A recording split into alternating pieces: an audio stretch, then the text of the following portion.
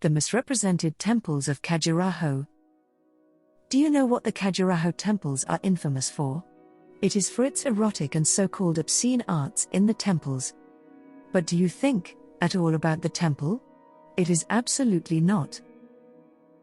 Let's talk about a small story about the temple. When Mahatma Gandhi found the sculptures at the Khajuraho temples, he found them to be extremely depressing and convinced his supporters to wash and chisel the temple walls clear of embarrassing and obscene depictions of Indian culture. Fortunately, they were unsuccessful in making such a mistake, and the temples continue to stand proud and beautifully. For a variety of reasons, Madhya Pradesh's renowned Khajuraho temples frequently steal the show. The most widely held belief is that the carvings on the temples at Khajuraho depict unpleasant erotic images. Perhaps in all of this, we tend to overlook the most crucial aspect, i.e., the fundamental reason for constructing these temples. In actuality, the temples in this area serve as an example of a way of life that incorporated beautiful things to produce something uplifting.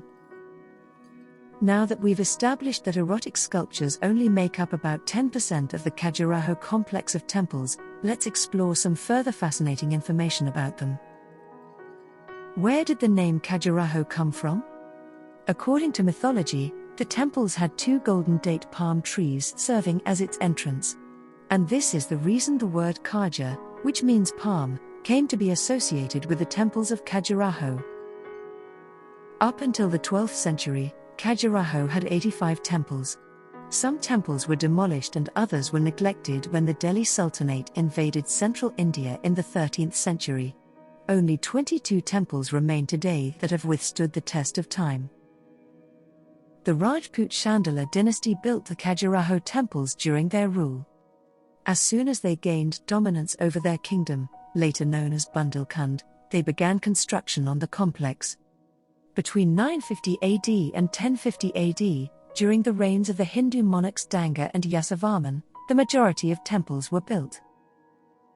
Why were the temples of Khajuraho built? According to folklore, Hemvati was a stunning woman in honor of whom the Khajuraho temples were constructed.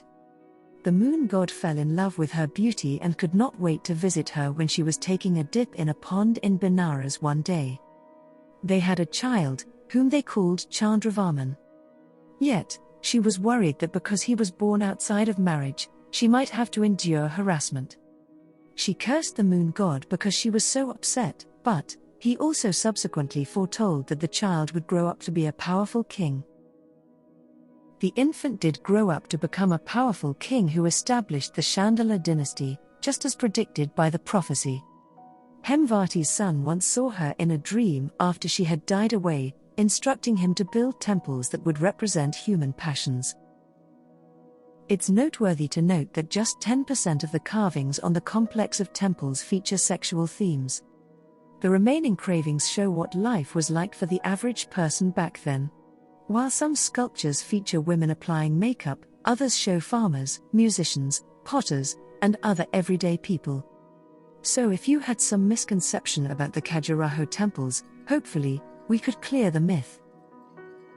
Wrapping up the video, the Khajuraho temples depict the life of an average person. It signifies the past lives of people, and only about 10% of it depicts erotic images, so putting the Khajuraho temples in a box without taking an unbiased look at the entirety of the temple, you might be pleasantly surprised.